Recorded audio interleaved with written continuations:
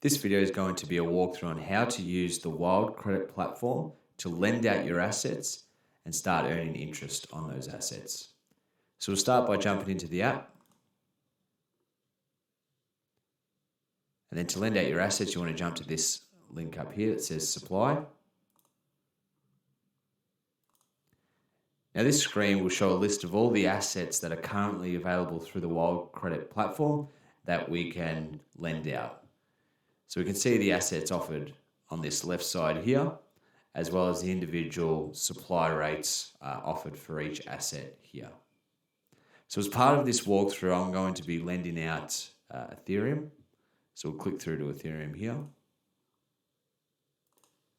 Now, before we dive into the mechanics of this screen here, I just wanted to call out the design of Wild Credit and how that differs from the traditional money market platforms like Aave and Compound. Now, Wild Credit uses an isolated lending pool design, which means that when you're providing assets or borrowing assets, you're borrowing from an isolated pool between just those two assets. Now, what that does, it essentially quarantines the risk of those two particular assets in the pool away from all other assets. Now, this is different to the likes of Aave and Compound because they use a diversified lending pool design, which essentially means that if there was an issue with some asset within that lending pool, that asset can ripple through the rest of the diversified lending pool. And that if the portion of, or the proportion of the asset that has an issue has quite a large position within that diversified lending pool, it can really cause some issues with increasing the credit risk associated with people lending to that particular lending pool. Now, when we think about it from Wild Credit's perspective, and in the case of providing Ethereum, I can provide Ethereum to any asset that I feel comfortable with that is offered by the Wild Credit platform. So as part of this walkthrough, I'm going to be providing Ethereum to the Ethereum Wild lending pool. Now, if there was an issue with, say, Matic, and they went through a hack or they went through a high volatile event, which caused some significant drawdown in pricing and caused liquidation issues in an abnormal way, those issues would be quarantined to that particular lending pool using that asset. And my liquidation, my sort of impact in the Ethereum Wild lending pool would be non-existent. So coming back to this screen now, this is why we have different assets that we can provide Ethereum or lend out Ethereum to, because they are individual lending pools. And that's also why we have individual supply rates for each asset or for each lending pool. So we'll click through to Wild and we can see that we have quite a large supply rate for the Ethereum Wild lending pool. Now, this screen is where we're actually going to be able to execute the transaction to lend out our assets. But before we dive into some of the mechanics of this screen, I just want to make two key call-outs. The first one is that as part of providing or lending out your assets, you are not incurring any impermanent loss. This is an important point because we get quite anchored to this concept of incurring impermanent loss, but that only occurs when you're providing liquidity to decentralized exchanges. And as part of rebalancing those liquidity pools is when you incur the impermanent loss. But again, that only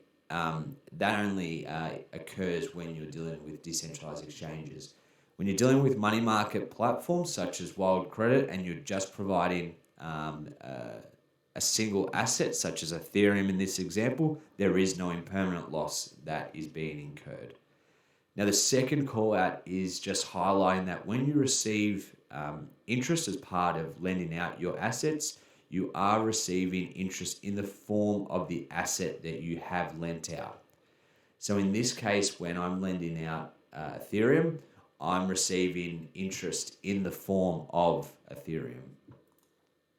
So now we'll dive into the mechanics of this screen. So we can see that we've got an input section for depositing Ethereum, and we've also got an input screen for withdrawing when we want to get to that stage. And we've also got a number of metrics that will help us give us some insights as part of lending out our assets. So we can see here that we've got the supply side interest rate that we'll be receiving, which is quite a large one currently at about 350%. We also have the amount of the asset which we want to supply, in this case 7.3 Ethereum. Once we do deposit, we will see that we'll have an amount supplied, and then we can also see the amount of Ethereum reserves as part of this lending pool, which is at 13 Ethereum. Now I can play around with some numbers, 2 Ethereum, 3 Ethereum. An important call out here is a feature of the system allows you to see that depending on the number or the size of the assets that we're providing into the pool and into the reserves, how much that impacts the interest rate. Because sometimes we can, in other platforms, we can deposit an amount with the expectation of a particular interest rate, but after the fact and after we've executed the transaction, that's when we actually see the interest rate at that point in time that we'll be receiving. But here we've got a dynamic feature that we can play around with the amounts. We can see at 4 ETH, we've got 260% interest rate, and if we go to 10, we can see that moves to or moves down to 140%. So naturally, the more we provide into the pool, that increases the reserves and dilutes the interest rate. And once there's more borrowing on the other end of this lending pool, that will subsequently bring up the interest rate again. So as part of this example, I will put through, I'll deposit 4 Ethereum.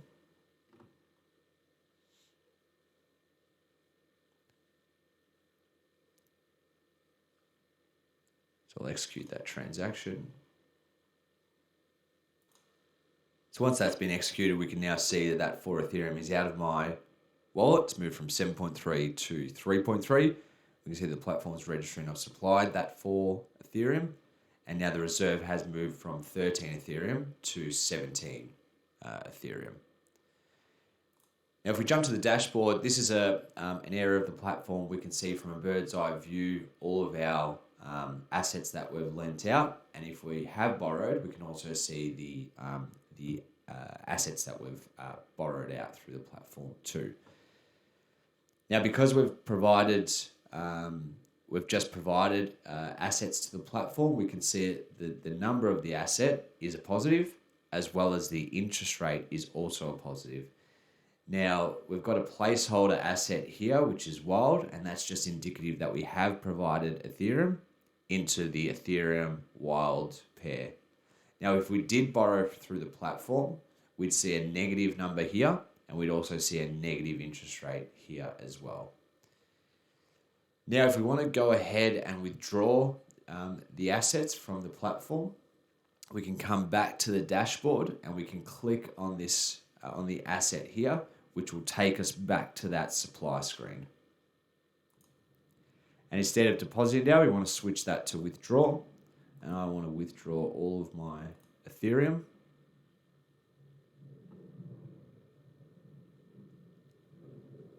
Go ahead and execute that. Now that's been executed, we can see that my wallet has now moved back up from 3.3 to 7.3. I've now got no Ethereum that's been supplied, and that reserve has now moved back down from 17 Ethereum to 13. Now, the last sort of check to know that that's all been withdrawn is that we can jump to the dashboard, and what we'll see once this loads is we'll see that I don't have any more positions and there's no assets that are being shown. We can see that here with no positions found. And that's it. That's how you provide assets or lend assets out through the Wild Credit platform.